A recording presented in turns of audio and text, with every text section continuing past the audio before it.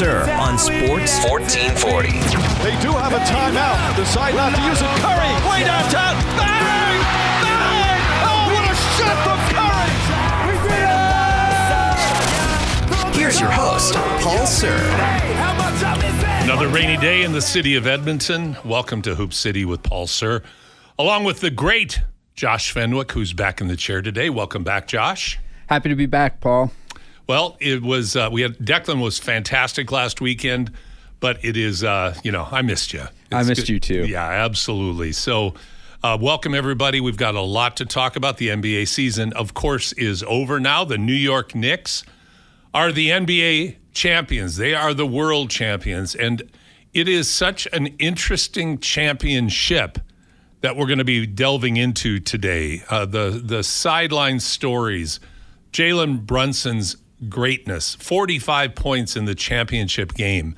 The struggles that the Spurs had with their youth and some of the most inexplicable mistakes that were made that I think you can talk about that didn't only reflect on the inexperience of the players of the San Antonio Spurs, but also perhaps in the coaching staff and some of the decisions that were made and some of the confusion that seemed quite obvious to people watching the series. So if you'd like to text us in with any of your questions, insights, or thoughts, it's 833-401-1440, 833-401-1440. We have a fun show today. It's going to be 3x3 heavy for several segments because there are a lot of 3x3 basketball events that are being announced, rolled out as we speak. And we're going to be talking to some of the groups, the leaders that are going to be involved in 3x3 events this summer and going into the fall. And I'm really looking forward to sharing this information with you. They're great people. Laura Cunningham-Shipley, who is the executive director of the Edmonton Federation of Community Leagues. And I also feel very, very fortunate to have Laura on because I want people to hear about and understand what the Community League organization does for our city. And also we have Evan Daum, and Evan is not a name that is unfamiliar in sporting circles around our city, both at the journalistic sense and in the administrative sense in his time with the Elks organization. But he's now the leader of Sport Edmonton, and he's going to be on with us as well. And then we're going to have Zane, Sweeney, Denzel James, Brett Jakovic are going to be on. We're going to talk about a 3x3 league that's going to be rolling out soon and some of the other plans that we have for 3x3 coming up. So really looking forward to this. But along with that, we're going to be talking about all things NBA. We'll hit on the Stingers and what's going on with them. We're going to talk about the WNBA. So it's going to be a great 2 hours. So let's get going with our 3+1. Josh, fire away. All right, number one, the season has officially been over for a week now. The Knicks championship parade has come and gone. I want to know what your three most memorable postseason moments are. Broad base, three most memorable postseason moments. Okay, number one, watching Nikola Jokic be human. I think over the last few years, we've gotten used to Nikola Jokic, who three-time MVP, a fantastic player, led Denver to an NBA championship. But, and starting out, I'll qualify this, I'll go back a bit. Starting out up to his injury with a historic season, his best season so far among all the great seasons he's had. After his injury, he was never the same. And in the playoffs, he was actually very, very average and did not impress or was not able to pull out superhuman performances as Denver went out early. So that would be number one. Number two, I think I'd like to focus on the two championship teams.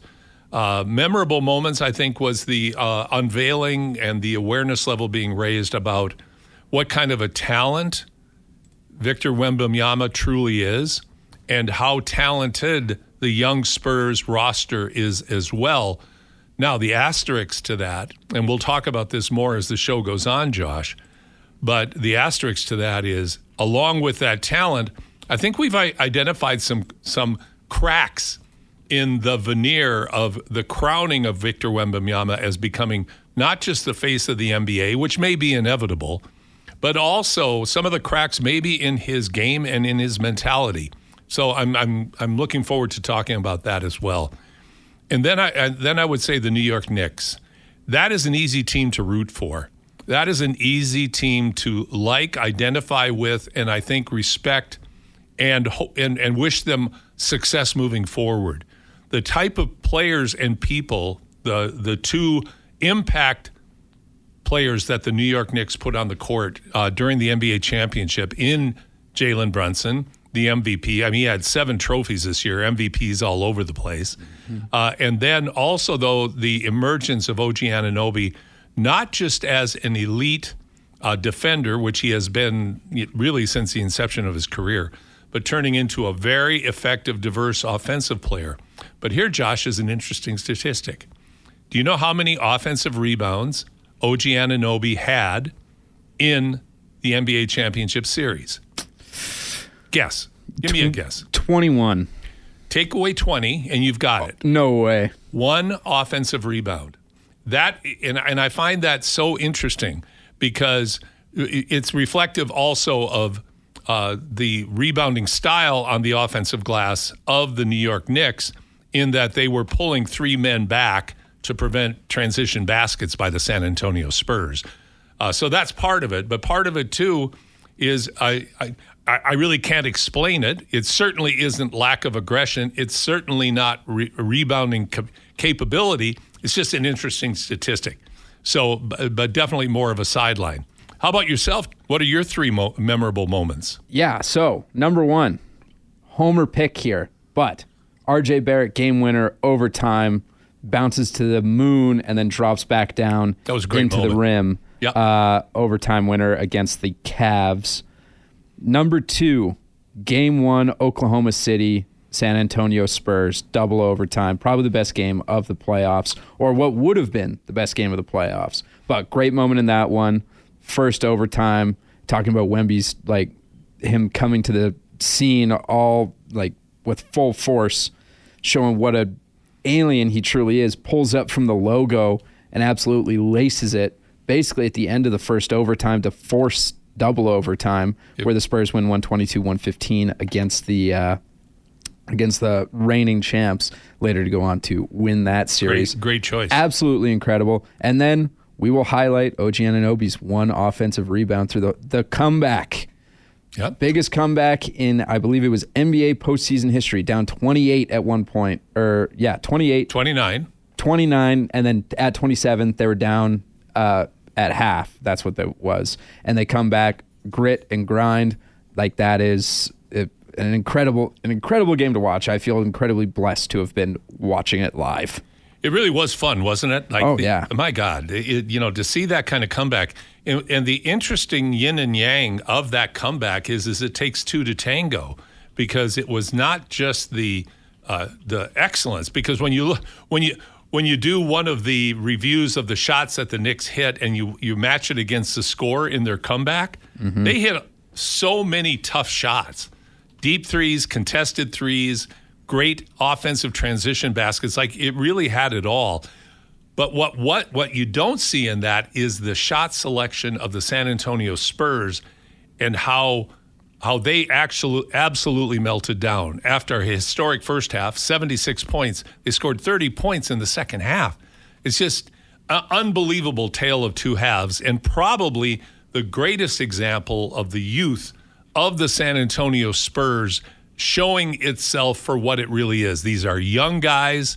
They're out there in a new moment, and they weren't up to the moment. That is for sure.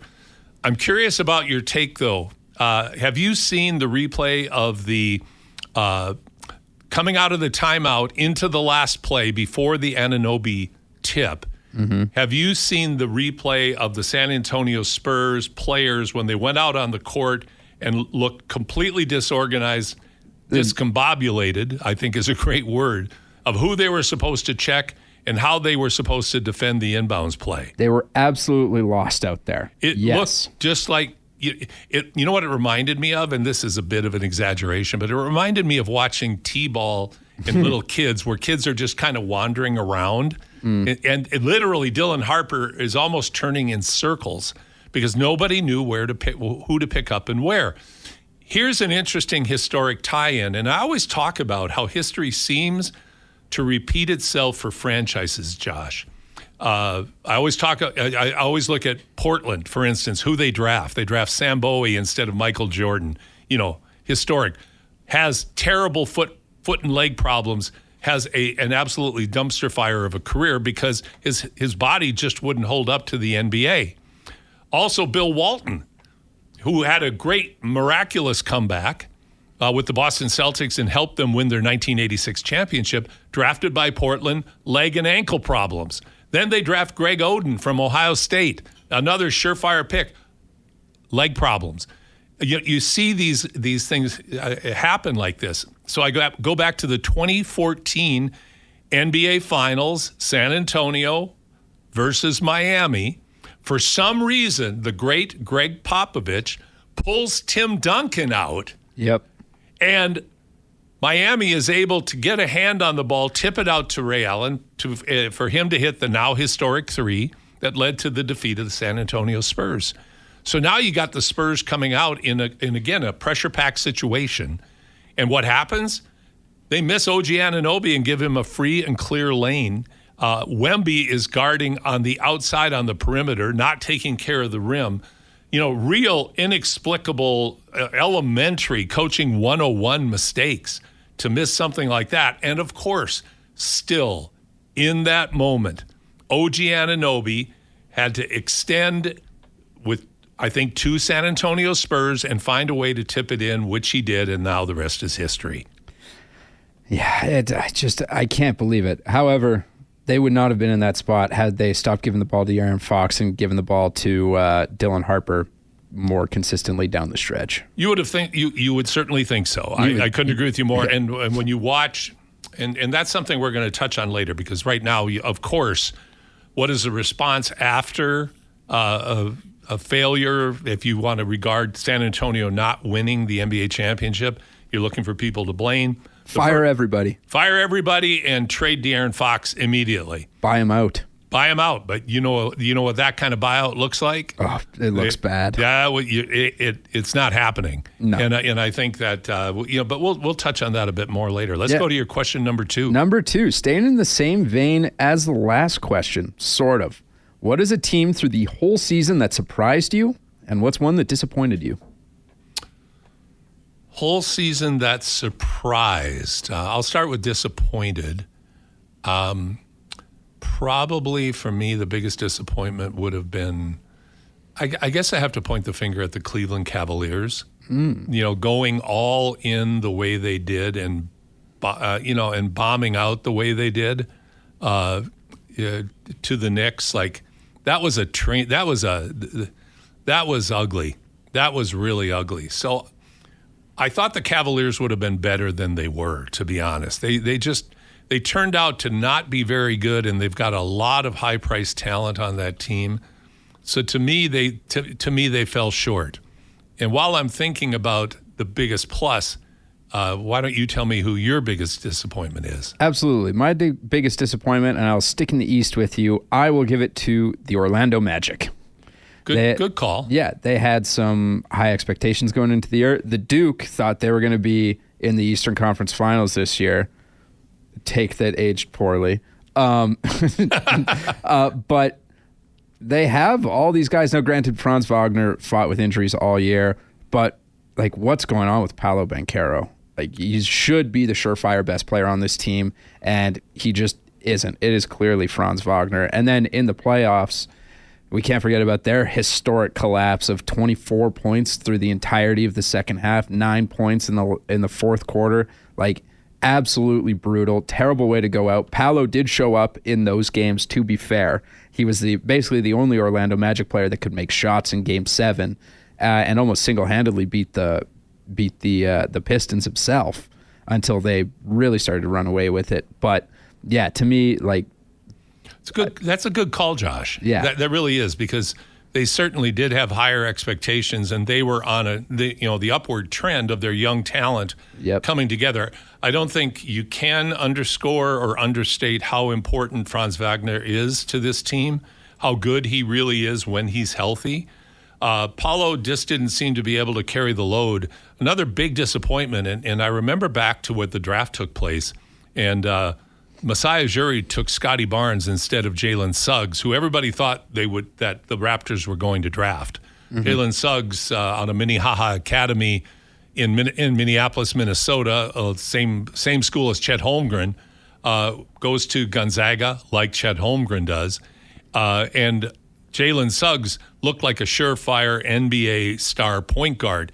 He's been anything but that. He has been injured so much in his young career, but very, very spotty and erratic as times move forward. Now, for the Orlando Magic for next year, another Minnesotan, Sean Sweeney, the associate head coach on the San Antonio Spurs, is moving over now as the head coach of the Orlando Magic. Sean is known for his defense, although I wonder, watching what took place on the San Antonio sideline, referring to that play we were talking about before, is really interesting because Sean's in charge of the defense, but it looked like Mitch Johnson actually was calling out the defensive schematics because he was standing on the sideline yelling at the players as they were wandering around when they missed screening out OG Anunoby. But I think Orlando's a fair call, and we'll see if Sean can make a difference down in Orlando next year. I would say the most pleasant surprise for me this year, and this is tough because nobody really blew my socks off with anything this year, but I guess I would have to point to the regular season success of what was thought to be a rebuild in Boston. The Celtics, really, I think, exceeded all expectations, even though they flamed out in the playoffs. I think the fact that they were able to win at the level they were able to win at after decimating their lineup, having Jason Tatum out for most of the season, even though he made what I think would be called an unexpectedly early comeback after his Achilles rupture last year. Yep. So I would pick the Celtics. How about yourself? That's a good pick. I'm also going to stay in the East for this one. However, I'm picking a non-playoff team. Give me the Charlotte Hornets. We were big Charlotte Hornets fans on the show. I was riding the train all year. I thought, had they been able to make it into the playoffs, they would have been able to do some damage to they did get to Pistons. The playoff game. And they got lost. The play-in game. The play-in game, yeah. Which the play-in, there's no history of it. No one will remember except for the fact that, the play-in existed. But I think to your point, especially with the dismal start that they had. Oh, yeah. I think to your point, I think it's well taken. Just the fact that they were able to get to that is a monstrous step forward. Yeah, and the emergence of Moussa Diabate on that team, he led the league in offensive rating this year. They had the best lineup in basketball with 500 minutes more played than the second closest team, and I think they outscored them by 4 points or something, which is huge when you play 500 more minutes than the second closest lineup. Absolutely insane. So I have high hopes for them next season. I hope they don't. I hope they don't let me down. Well, I hope they don't either, and I think it'll be interesting to see what they're able to do in the offseason, either through the draft or through any kind of acquisitions, trades, and free agency. Two quick notes there. Of course, Jermaine Buckner, Ross Shep, great player, is an assistant coach with the Charlotte Hornets from Edmonton. And I think, too, the surprising level that Con Kneppel as a rookie played at. My God. I mean, this guy was incredible. And I think, you really... that to me is the galvanizing force that happened. That I think is just that has to be acknowledged. So those are great choices. Josh. Thank you. So I think what we'll do now is we're going to go to break. I've got my +1, but we'll do that later on. And I'm looking forward to our next conversation, which is going to be with Laura from the EFCL and Evan from Sport Edmonton as we talk about the Hoop City 3x3 Edmonton Federation of Community League Basketball Festival. That'll be coming up on July 11th. You're listening to Hoop City with Paul Sir, Josh Fenwick on your sports leader, Sports 1440. It's a traveling Wilbury weekend. Handle with care for this super group. I'll talk more about them later. But right now, Josh, are we good to go with Laura and with Evan? Okay, I'd like to welcome Laura from the EFCL and Evan from Sport Edmonton for our Community Champions segment. Community Champions is sponsored by Innovative Benefits. If it's time for you to review your company benefits and personal insurance plans or investment strategies, talk to Randy Parrish and his tremendous team at Innovative Benefits. They will give you straightforward and honest advice with access to the very best products in the industry. Trust the great folks at Innovative Benefits to do what's best for you, your family, and your business. To find out more, go to innovativebenefits.ca. And I'd like to welcome in Laura, Evan. Good morning. Good morning. Morning, Paul. Great to have you both here. Laura, I'm going to start with you. We'll talk about the event towards the end of our segment, but Laura, talk about your role first of all, talk about the Edmonton Federation of Community Leagues, what your mandate is, the work you do, a bit of the history, if you don't mind, and of course, then what your role is. You bet, Paul. So Edmonton Federation of Community Leagues is here to support 163 community leagues across the city of Edmonton. 163? 163, yeah. We were created in 1921, and 105 years later, we're still going. So it's incredible. And I'm always inspired, Paul. Since I've been here 8 years now, we formed 6 new community leagues across the city. So fantastic. This is a model and a way of being in Edmonton that is unique and is something that's really important for Edmontonians. And so we're here, and we're here to support them. We're here to make connections with other organizations to help uplift the work that leagues are doing. We've got probably close to 9,000 volunteers across the city who are volunteering their time, about 300,000 hours every year, to just keep these places going. So keep the doors open, keep the lights on, make sure those places are activated, that they've got programs and activities for people to do close to home. That's the whole idea of community leagues, is things to happen close to where you live and connect with those neighbors. So we're thrilled to be here today, Paul, and talk about the tournament that's coming up. Well, Laura, thrilled to have you with us. And I would say about the Edmonton Federation of Community Leagues, when my family first moved to Edmonton back in the late 80s, and my sons started to get to the age when they were going to be involved in basketball, Community League basketball, as it was known then, was the thing.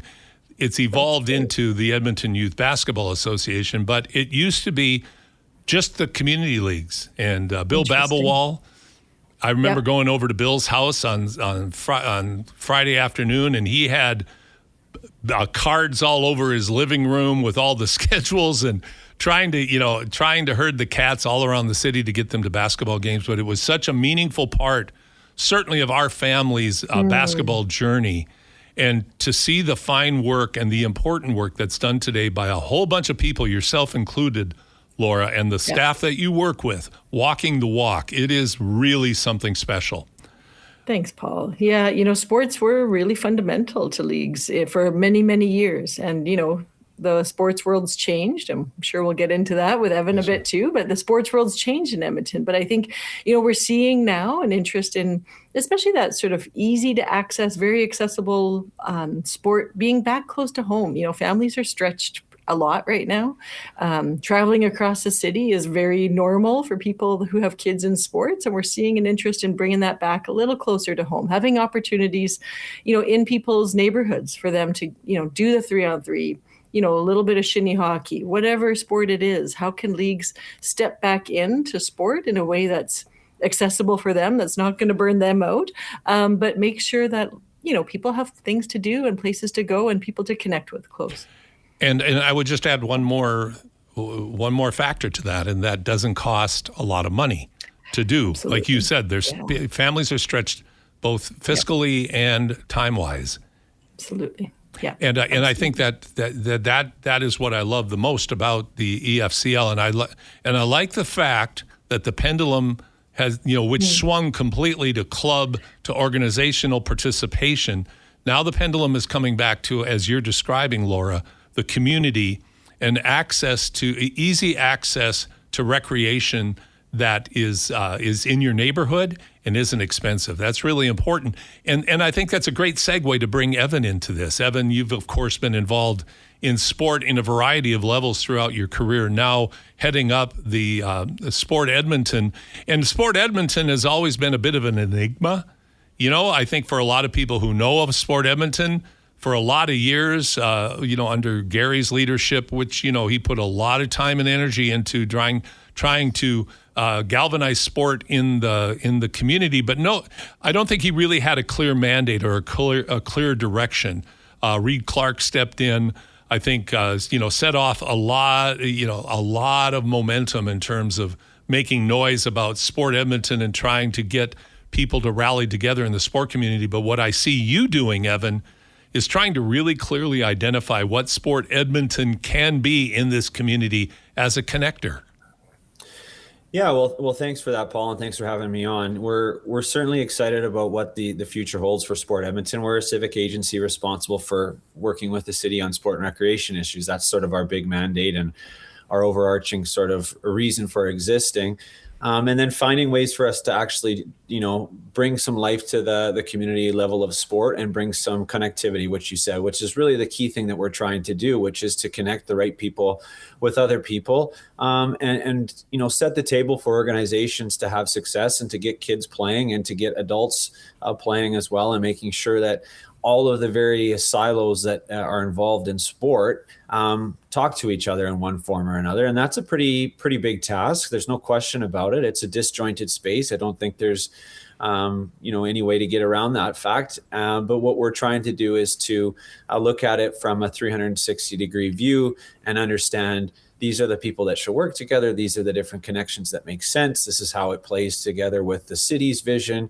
And I say that as, administration's approach, council's priorities, who are the major community players that we should be working with. One of the first that I identified was EFCL, and great to work with Laura on a variety of different things, sort of holistically on that play where you live concept, which she touched on, and which is, I think at times we've lost sight at a high level as to why we're involved in sport and recreation. It's because it's fun. It's because it's good for you. Like fundamentally, those are the two reasons that you do it. And it builds an immense sense of community when you're playing with your neighbors. So we want to get back to that, and we want to be able to connect the right people to make those things happen, in small pockets. And then it takes a large community to make noise about that and say, this is what we want. So, that's what we're trying to do. And there's a variety of different mechanisms that we're trying to accomplish that connectivity through, specifically on how do we use local community sport events, how do we elevate them, how do we integrate a community mindset, how do we integrate a return to the economy and making sure that we're doing things that are beneficial to Edmontonians holistically, whether it's accessibility, affordability, and to the businesses that sustain our city. So when I say it like that, it sounds like a lot of work, and it's going to be, but I'm up for the challenge with good partners, including yourself and Laura and a whole host of others. You're listening to Hoop City with Paul Sir, Josh Fenwick on Sports 1440. Laura from EFCL and Evan from Sport Edmonton join me today. I was trying to think of how I could encapsulate what we're going to talk about in terms of our event that we're working on together, the Hoop City 3x3 EFCL Festival, which will be happening down at the Fan Park on July 11th from 10 a.m. to 5 p.m. It will be open to U13 to U18 age groups. There'll be a boys division and a girls division. It's $75 to join, and quite honestly, if that $75 is a problem for any team, just contact us. We will make sure that you play. The goal is not to make money, it is to make sure that you play. And we want to highlight and celebrate the community league. We want to, but we also want to do, and this is Laura and Evan, the idea that I came up with is that what you're both trying to do, and what my organization, the 3x3 Basketball Association, are trying to do, along with other great organizations in the city, is to plant strategic and intentional mustard seeds that have the opportunity to take root and slowly and steadily grow into something much bigger. But you have to start with the little mustard seed. And we've been talking about this, Laura, for a number of years. And we finally got the cats in the corral. And we have great partners, the Oilers Entertainment Group, the Oilers Foundation, City, Downtown Vibrancy. We've got great partners who are buying into the notion behind 3x3, which has a very long tradition now in Edmonton. We are a leader globally and certainly nationally in 3x3. But bringing the community in, that's what's exciting about this event.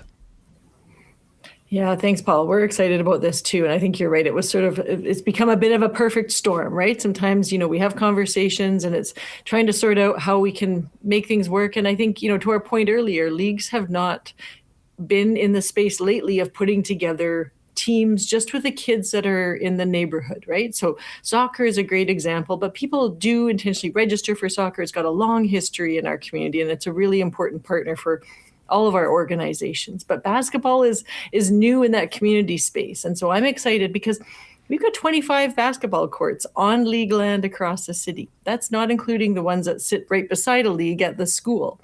Those are additional ones. So there's a lot of opportunity, I think, with 3-on-3 or 3x3 to really get kids active, have some fun, and I think this festival is really going to kick that off and build some good connections, right? Get people talking, thinking about 3-on-3, what they can do right at home. So I'm excited, Paul. I think it's going to be fun. Well, and I love the way you framed that, Laura, because that would be the desired outcome, is that along with the kids that can come and play and have a great time playing, we're hoping community organizers will be curious enough, because the great thing about 3x3 is, and you know what? And 3x3 to me is an overarching view, because it can be one person with a basketball. It can be 1-on-1, 2-on-2, 3x3. It can be 4-on-4. It doesn't have boundaries attached to it. It shows the versatility of basketball. And what I love about this sport is everybody who participates has to dribble, pass, and shoot. You can't hide like what happens in organized 5-on-5 basketball, right? And you get one or two great players and other kids that may be behind in their development that end up running down the court and never touching the ball. This, you can't hide. You're a part of it. You can't hide. You're a part of it. I love it. I think that's great, Paul. Yeah. And Evan, from your vantage point, you're trying to bring Sport Edmonton into this, I think is so critical from my vantage point, because I've been familiar with the unfolding of Sport Edmonton. James Rosnow, who took over as the president of the board of directors, and I think really tried to guide the ship into a new, more strategic direction. And, I think what you're doing now is taking the work Gary did, leading into James, leading into Reed, now into yourself, leading and guiding this forward of picking strategic points of entry to really find ways to connect, like you described before, because you're not in the event business, you're in the connection business. And this is one of the sports of many that Sport Edmonton can help people connect with. Yeah, that's exactly right, Paul. And we're not in the running of events or running of programs. We're in the let's create some connections, let's have some ideas, and let's lay the foundation to allow those events and programs to succeed and become sustainable and to benefit Edmontonians. So, with your event, and I've said this to you privately, but I strongly believe that basketball is one of the sports in our city, particularly around 3x3, that has the greatest potential to achieve the things that I think we all want to see, which is accessibility. That's accessibility in terms of finances. That's in terms of the number of people you need to make a team. That's in terms of where it's delivered, whether that's through the Community League's 25 courts, which I think are tremendous civic resources for us. Or if that's a large scale event that we host at a place like Expo Center and we get courts in there, we do some big things. Like, it's time for us to have some meaningful conversations as people within the sport and community building spaces as to what we want to get out of it. And I take it back to sort of my two fundamental points, which is it's fun and it's good for you.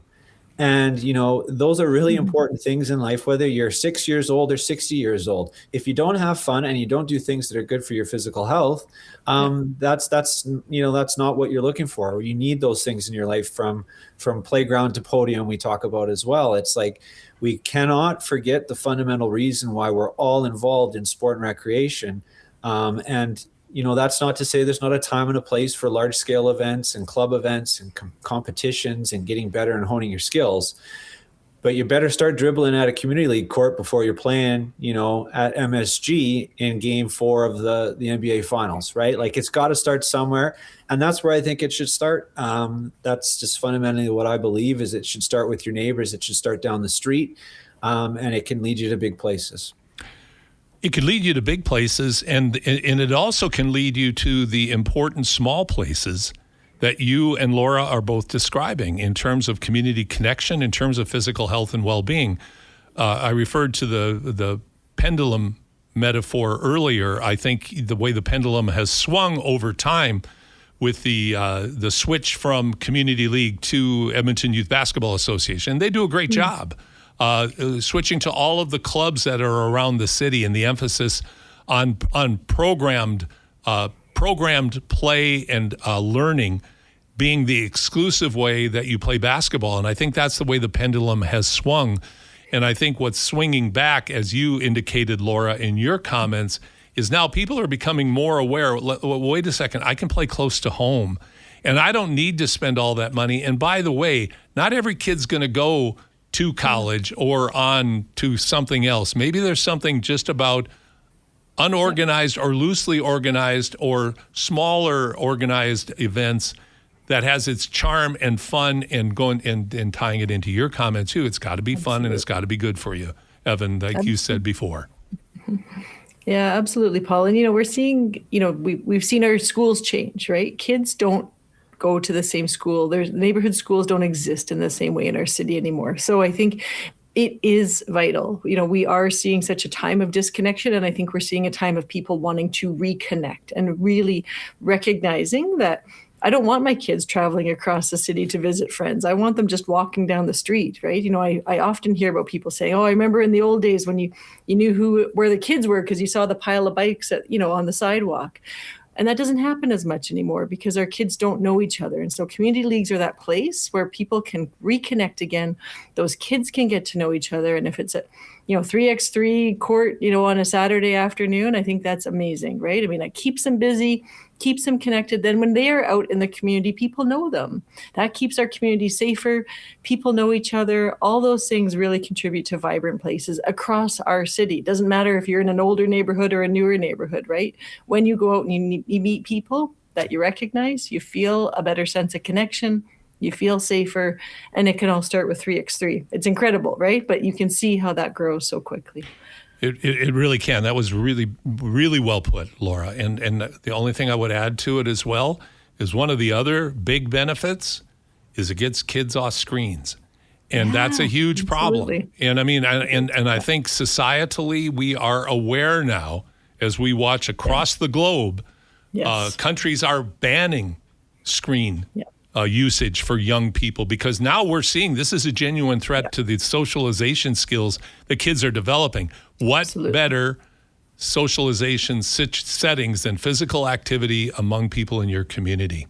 So I'm going to give each of you a final comment. Evan, any final comments? I'm just excited for this and a variety of other things that are percolating, sort of behind the scenes. I think there's more to come in this space. And it's not to say we're waxing poetically about, the good old days on everything, but there are certainly elements that we need to bring back. And there's then a time and a place for all of these different ways to engage in sport and recreation. And I think we need more of these grassroots, homegrown, build it in your neighborhood approaches, because they're going to complement the whole system, frankly. And, the bigger the funnel is, the more, the more you're going to push out at the other end, whether that's elite level athletes or people who are playing club or just people who play for life, right?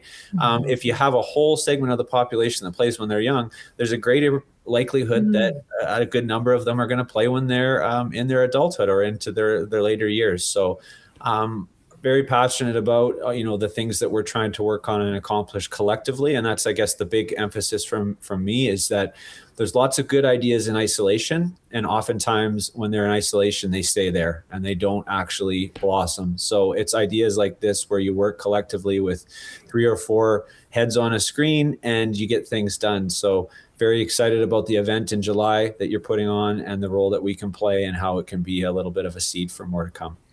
Well, well put. A couple of quick thoughts. Ebbs and flows. Yes, you can't go back to the good old days, but you can learn from the good old days and implement what worked then that still fits in now. That's number one. And number two, you do need megaphones trumpeting this message loudly, consistently, and impactfully in order to get people to realize and understand that just because this is they're being bombarded with about you got to do it this way, you don't. You really don't. You can do it another way and have as much or more fun at a lot less cost and a lot more personal benefit. Laura, over to you. Final thoughts. Yeah.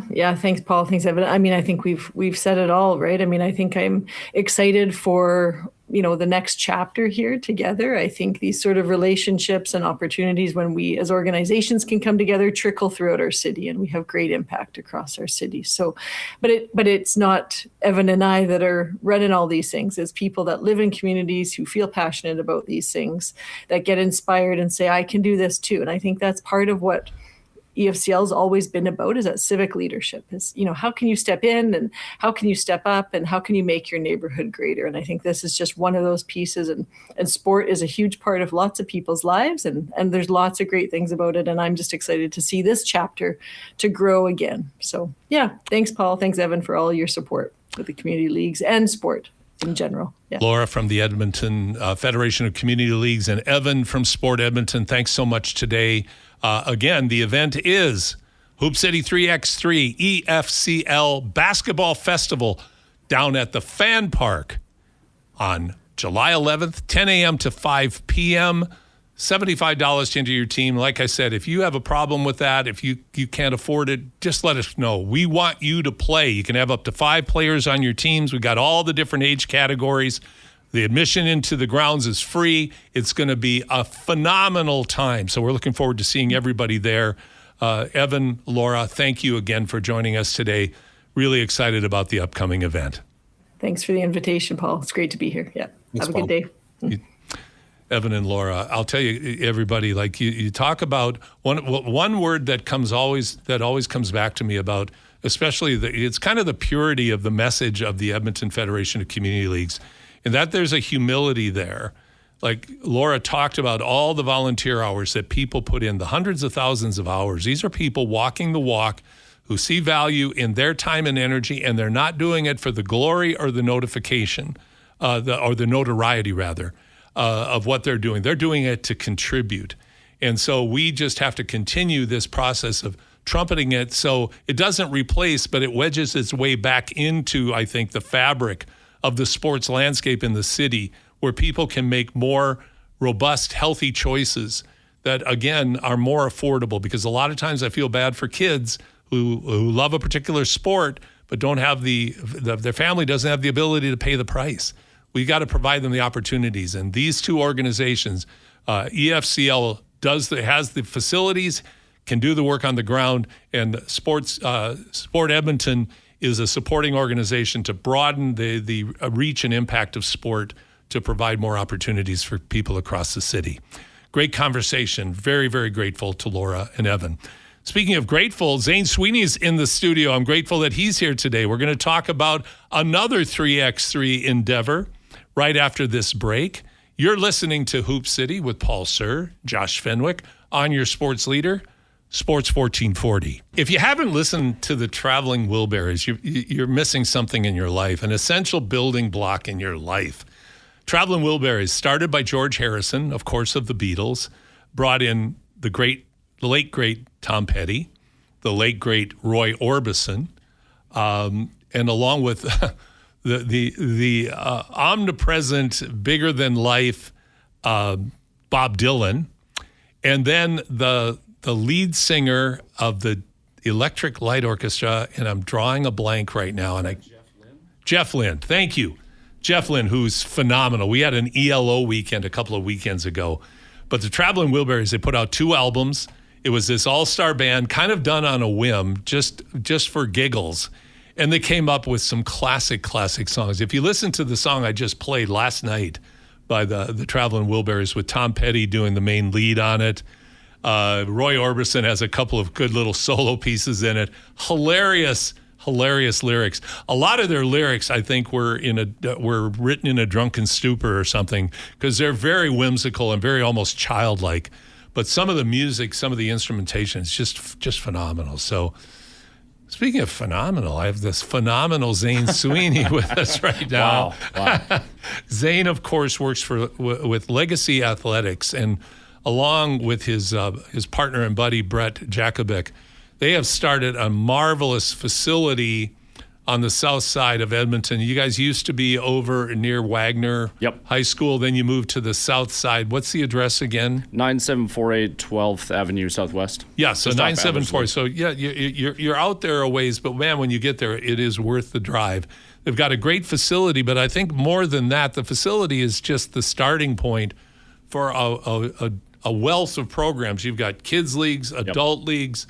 You've got leagues for every age and group, clinics. You work closely with all the associations, and one of the great qualities I think of Legacy is that you're a collaborator in a community, the club community.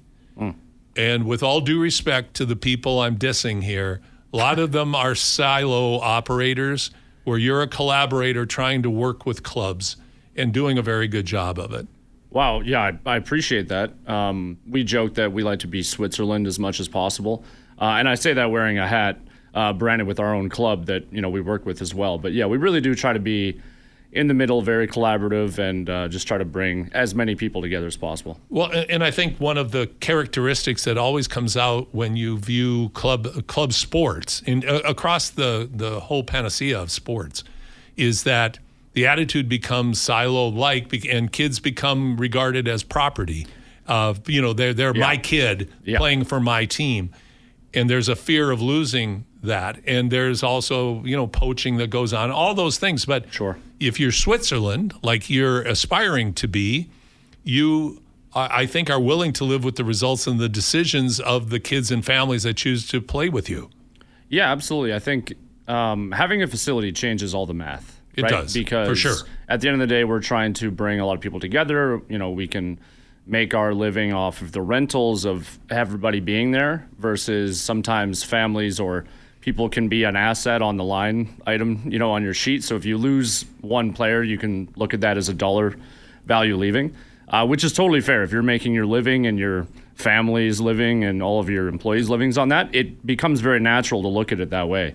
So I think we're very blessed to have alternate revenue and lifestyle streams that we can afford for people to leave if they want to, which they should. They should always go and taste test. Well, go and taste test too, and not be and want people to stay because of what you offer them and the connection you make with them. Right. And again, I know there's shenanigans that go on where there's the approaches that are made maybe that you could question, but in the end, it's their lives. Yeah. And it's their dollars. But Zane, you guys do a lot of things. Like you have massive tournaments. Yeah.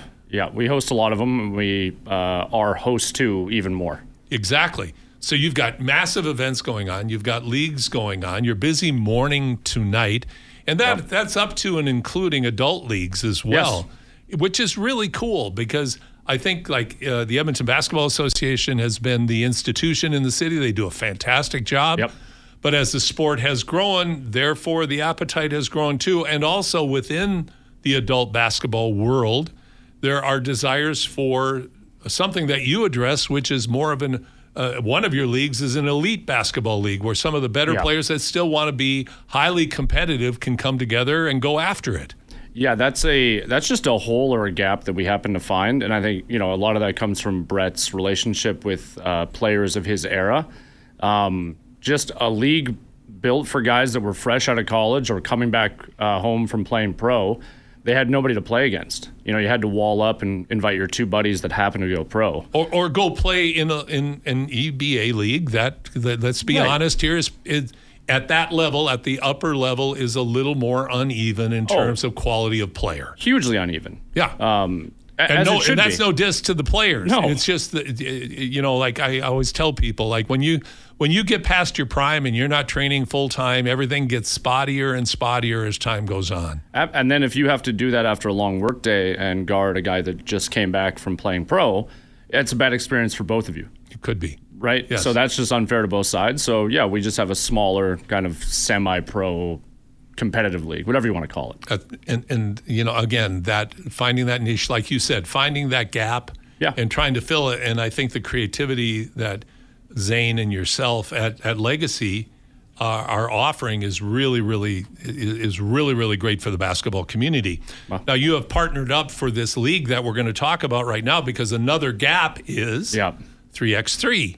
We really don't have a 3x3 focused effort. Now, there are people in the community that are doing great things. Coach Sam from up north has a marvelous women's 3x3 league. And she just texted me yesterday. And Sam, if you're listening, congratulations to you and all of the girls that are participating in that girls only club.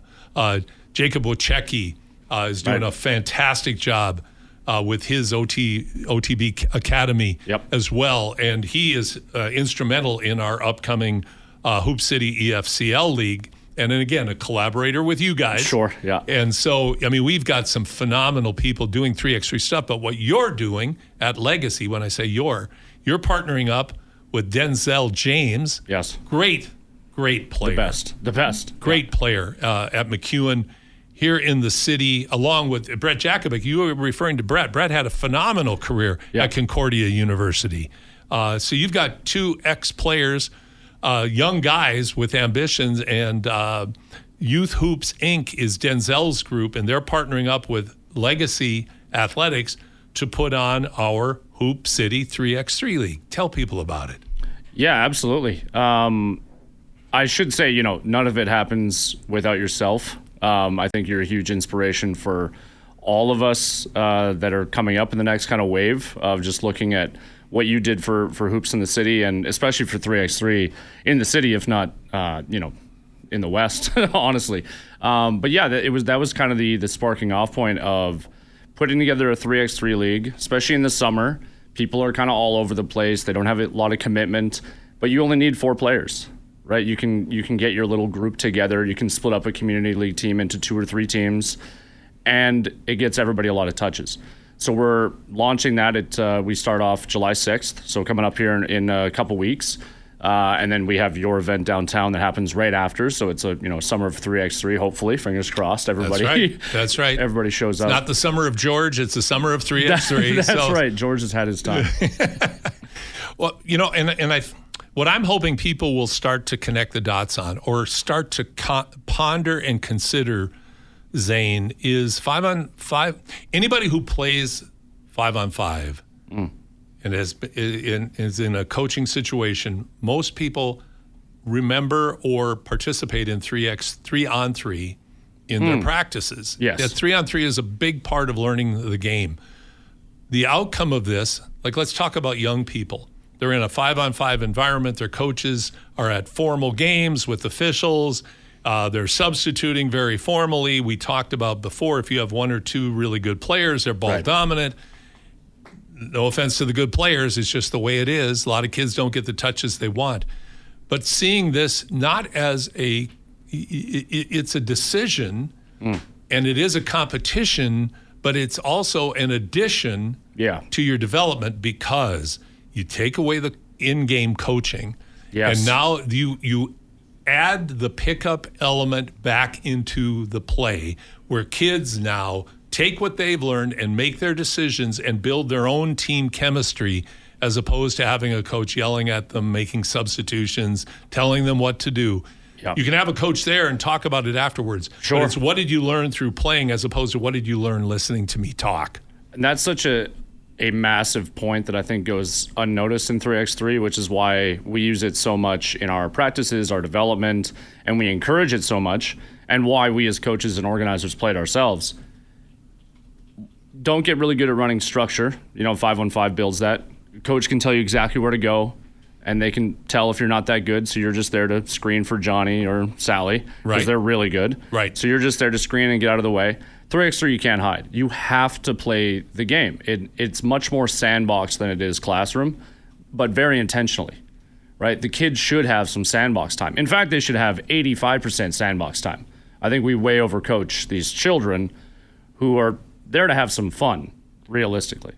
Well, great points. And I think if we trickle this down from the organized world of basketball, which is hugely important, but if we're kind of funneling it, both trickling down and funneling up, what we're talking about, to your point about unstructured time, is what we're talking about. Pickup ball, rat ball, however you want to describe it. Harder to find because of gym time. Yep. But that also ties into our event with EFCL, is that we're trying to, again, plant it into the community leagues that you don't even have to run an event. You can just send it out to your community. You know what? We're going to have 3x3 available on Saturdays from 10 to 2 o'clock in the afternoon. Right. Like, you can do any of those things. But then when you do a formal league like this, like you said, you really get, I think, in some respects, the best of both worlds, of organized structure, but emphasis on unstructured play and individual decision-making and freedom of expression, if you will, on the basketball court. It really is. Everything is art, right? This is not literally painting, but it's the same concepts. You have a blank canvas and you do something with it, and then you tweak here and there. And why can't basketball be the same way? Just develop in your own way, by yourself or with your peers, and figure out who you are as a person, as a player, instead of you're the three, which means you stand here, and when they pass, you cut here, and then you go over here. It's surprising to hear how many critics there are that are upper level Hall of Fame caliber former players in the U.S. that are very critical of the AAU model versus, say, the European model, which also has its own issues. But this, I think, is a wedge, a sensible and happy or potentially happy and positive wedge that you can put in the midst of this and say, hey, just go play. Yes. Show up. You're going to play 3-on-3. You're going to be able to dribble, pass, and shoot a lot. Yeah. You know, and develop your game. Work on your game. I'm going to work on these things in this. So it's going to be great. So, again, repeat, if you would, Zane, the age groups. Yeah. When it starts, how people register. Yeah, absolutely. So we have U11 through adults in men's and women's. U11 is where it starts with the boys, U13 for the girls. Boys play on Tuesdays, girls play on Wednesdays. It's as simple as that. The younger age groups start at 6, the older age groups start at 7:30. You go for 90 minutes. We have youth hoops there, of course, as you had mentioned, as a kind of a referee squadron to be out there to keep the games, honest. So there's pick-up elements, but it's definitely not rat ball. It's not just show up and just play 3x3. Definitely not. And that's an important element to add to this, but you're not having, and we have great refs in the city. Sure. Yeah, but what this does is this I think brings it down also to the grassroots, is you're officiating, but you're also supervising. Yes. You know, you just don't want it to get out of control because people can get hyper-competitive if it's call your own foul. Of course, yeah. So you need an element of that, which is great. And then we, on the club side, on our Genesis side, have, we're going to put teams in. So we have a practice schedule for Monday. But a big thing that you said was coaches are there, but it's 3x3. So it's not, you don't get 15 timeouts. You're not calling the players over every 5 minutes to draw plays. You're supposed to be letting them play. So there should be a little bit of structure, but not too much. Well, and I think too, and what I'm hoping the outcome will be is that the coaches are instructed not to talk during the games. Yep. But like you said, leading up, fine. Afterwards, fine. Of course. But not during. Yes. That's supposed to be off limits for the players only. The subs should be called themselves. These are just 100%. life skills and sports skills that players need to develop. The confidence to say, hey, sub, I'm in. Yep. High five, player comes out, versus looking at the coach or the parent saying, oh, I hope somebody subs soon, right? Yep. Or I hope somebody subs for me. We go Tuesday, Wednesday. We start July 6th. We run for 6 weeks. We take 3 weeks. We take a break, come back for 2, and we end with a big tournament that kind of leads into some larger scale stuff that I don't know if is announced yet later in the summer. We'll be talking about that later, so that's great. Zane, that's fantastic. So how do people find out about this? Yeah, absolutely. You can go on I believe the Hoop City website as well. Yep. You can also head to Legacy Athletics. It's plastered all over there, as well as Youth Hoops website as well. So legacyathletics.ca. Okay, so you can go to legacyathletics.ca. You can go to Youth Hoops. I believe they're youthhoops.ca as well. I believe they're .ca or .com. You'll find them. And then it's 3x3ba.ca. You can find out about this. Please register, folks. It's going to be a great, great time, and it's going to be the start of even greater times coming forward. Thanks for explaining that, Zane, but you're going to stay with us because when we come back, we're going to talk about some more about local sport, but we're also going to get into some of your thoughts on the NBA. Oh, good to hear. Okay. Yes. All right. I'm Josh Fenwick and myself here on Hoop City are with you on your Sports Leader, Sports 1440. We'll be right back after these messages.